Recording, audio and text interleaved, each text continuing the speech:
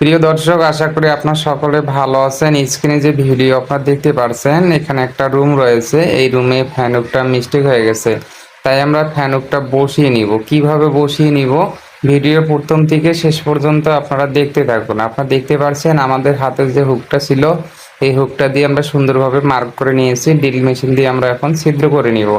আর আপনারা যখন ছিদ্র করবেন অবশ্যই লুজ করা যাবে না, মাপ অনুযায়ী ছিদ্রটা করে নেবেন। তো অলরেডি আমরা ড্রিল মেশিন দিয়ে ছিদ্রটা করে নিচ্ছি। আপনারা এইভাবে ড্রিল মেশিন দিয়ে ছিদ্র করে নেবেন। যেহেতু এখানে ফ্যানুকটা মিস্টেক হয়ে গেছে, তাই আমরা ফ্যানুকটা বসিয়ে নিব। আর যে ইলেকট্রিক পয়েন্টটা করা হয়েছে আপনারা দেখতে পাচ্ছেন, এখানে যে সিলিং রোজটা রয়েছে, তো 1 ফিটের মধ্যেই ফ্যানুকটা বসাবেন সিলিং রোজ থেকে, তাহলে অনেকটাই সুবিধা হবে। আর যখন আপনারা ফ্যানুকটার মাপটা নেবেন, রুমের জানালা থেকে 5.5 ফিটের মধ্যেই মাপটা নিয়ে ফ্যানুকটা বসিয়ে নেবেন। এতে করে ফ্যানুকটা সুন্দরভাবে মিডল অনুযায়ী বসে যাবে। আপনারা দেখতে পাচ্ছেন অলরেডি আমরা হুকটা প্রবেশ করলাম 2টি ছিদ্রের মধ্যে। তো আপনারা এইভাবে 2টি ছিদ্রের মধ্যে প্রবেশ করবেন, সেই সাথে হ্যামার দিয়ে বাড়ি দিবেন।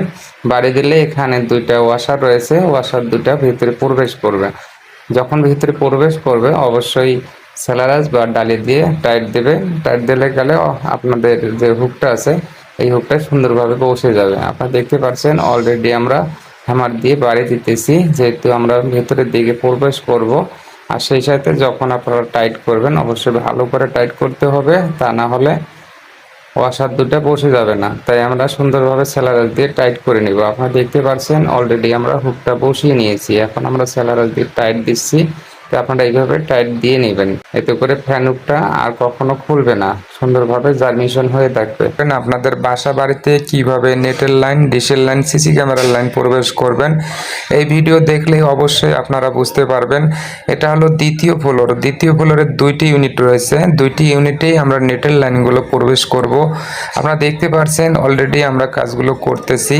আপনারা যখন পাইপগুলো ইউজ করবেন অবশ্যই ভালো মানের পাইপ দিয়ে নেটের লাইনগুলো প্রবেশ করবেন, তা না হলে পাইপ বসে যাবে, ভেঙে যাবে। সেক্ষেত্রে ভালো মানের পাইপ দিয়ে ইউজ করলে কোনো প্রকারের সমস্যা হবে না।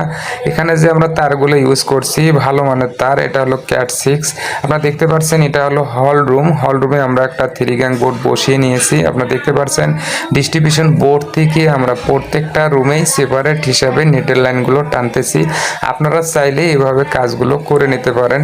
আর একটা কথাই আপনাদের সাজেস্ট করব, যে ভাই নতুন আছেন তাদের উদ্দেশ্যে বলতেছি, আমরা যখন কাজগুলো করব অবশ্যই ভালো করে কাজগুলো করতে হবে, তা না হলে প্রথম কাজে আমাদের বিদায় নিতে হবে, দ্বিতীয়বার আর কোনো কাজের আশা করা যাবে না। তাই আমাদের কাজগুলো সুন্দরভাবে করতে হবে, দ্বিতীয়বার আমরা অবশ্যই কাজ পাবো এখান থেকে।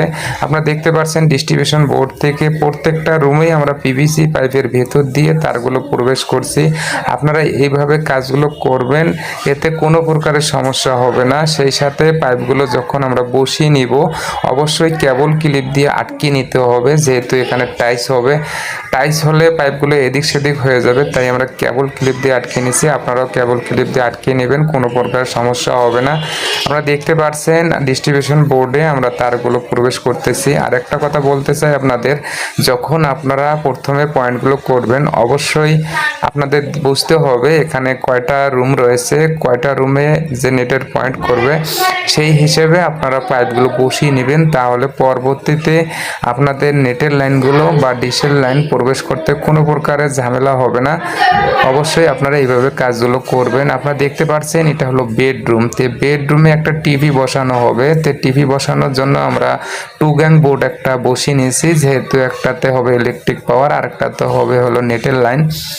আর এটার একটা মাপ রয়েছে, যখন যে টিভিটা বসাবে তো এটা একটা মাপ রয়েছে। তারপরও প্রত্যেকটা মাপ বলা সম্ভব না, একটা মাপ আমি বলে দিচ্ছি। আপনারা যখন টিভির পয়েন্ট করে রাখবেন অবশ্যই বেড থেকে দেখবেন যে টিভিটা কোথায় বসবে। সেই হিসাবে এর উচ্চতা যে রয়েছে 5 ফিট থেকে 5.5 ফিটের মধ্যেই আপনারা অবশ্যই পয়েন্টটা করে রাখবেন, তাতে কোনো প্রকার সমস্যা হবে না। টিভিটা তখন ইজিলি ভাবে বসা যাবে। আপনারা দেখতে পাচ্ছেন ডিস্ট্রিবিউশন বোর্ড থেকে আমরা সুন্দর করে তারের যে মাপটা রয়েছে, তো মাপ হিসেবে আমরা কাজগুলো করতেছি। আর তার যখন প্রবেশ করবেন অবশ্যই তারগুলো মাপ দিয়ে কেটে তারপরে প্রবেশ করবেন, এতে কোনো তার ওয়েস্টেজ হবে না। তা না হলে এমনিতে যদি তার প্রবেশ করেন তাহলে তার ওয়েস্টেজ হওয়ার সম্ভাবনা বেশি থাকে। তো অপচয় করা ভালো না, সুন্দরভাবে মাপ করে তারপরে আপনারা অবশ্যই তার প্রবেশ করবেন, এতে ভালো হবে। আপনারা দেখতে পাচ্ছেন আমরা তারগুলো পিভিসি পাইপের ভেতর দিয়ে প্রবেশ করতেছি। এই ভিডিও যদি আপনাদের ভালো লাগে অবশ্যই লাইক, কমেন্ট, শেয়ার, সাবস্ক্রাইব করে সাথেই থাকবেন এইরকম ভিডিও পাওয়ার জন্য। আপনারা দেখতে পাচ্ছেন অলরেডি আমরা কেবল ক্লিপ দিয়ে আটকে নিয়েছি, যেহেতু এখানে টাইস হবে, তো টাইস হবে আমরা কেবল ক্লিপ দিয়ে আটকে নিচ্ছি পাইপটার জন্য কোনো প্রকার লড়ে না যায়, সরে না যায়, সেক্ষেত্রে আমাদের কেবল ক্লিপ দিয়ে আটকে নিতে হবে। আর আমরা যে পাইপটা ইউজ করছি যেহেতু টাইস হবে, তো এর একটা টাইস যে বসাবে টাইসের একটা মাপ রয়েছে, তাই আমরা 3-4 পাইপ দিয়ে সুন্দর করে লাইনগুলো করে নিচ্ছি। আপনারা চাইলে এভাবে কাজগুলো করে নিতে পারেন। আপনারা দেখতে পাচ্ছেন ডিস্ট্রিবিউশন বোর্ড থেকে আমরা প্রত্যেকটা রুমেই পিভিসি পাইপ দিয়ে সুন্দর করে লাইনগুলো করতেছি।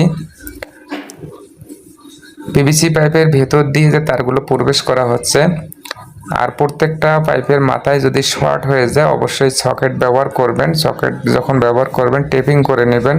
যখন টাইলস বসানো হবে তাহলে বালু সিমেন্ট পাইপের ভিতরে প্রবেশ করবে না। ব্যতিক্রমে যদি তার কোনো সময় নষ্ট হয়ে যায় ইজিলিভাবে তারটা চেঞ্জ করতে পারবে। আপনারা দেখতে পাচ্ছেন কেবল ক্লিপ দিয়ে আমরা আটকে নিচ্ছি। আর এই ডিস্ট্রিবিউশনের যে প্রত্যেকটা রুমের যে তারগুলো ডিস্ট্রিবিউশনে যে নিয়ে আসবেন অবশ্যই মার্ক করে রাখবেন টেপ করে। এতে যখন কানেকশন করা হবে তারগুলো আমরা ইজিলিভাবে কানেকশন করতে পারবো ডিস্ট্রিবিউশন বোর্ডে। এখানে আমরা কানেক্টর বসিয়ে দিব, আর ডিস্ট্রিবিউশন বোর্ড থেকে যে মেন যে পাওয়ারটা এটা সুন্দরভাবে নামিয়ে দিব।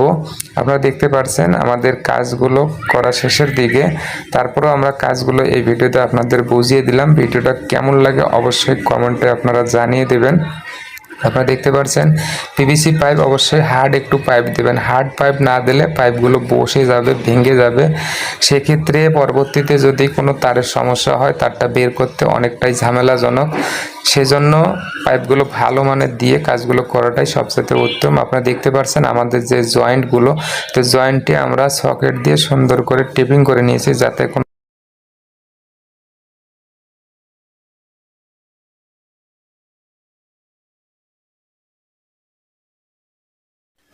এই ভিডিওতে কাজগুলো কেমন মনে হয় আপনাদের অবশ্যই কমেন্টে জানিয়ে দেবেন। এইরকম ভিডিও পাওয়ার জন্য সাবস্ক্রাইব করে সাথেই থাকবেন, আরও যেন আপনাদের মাঝে ভালো যেন ভিডিও তুলে ধরতে পারি।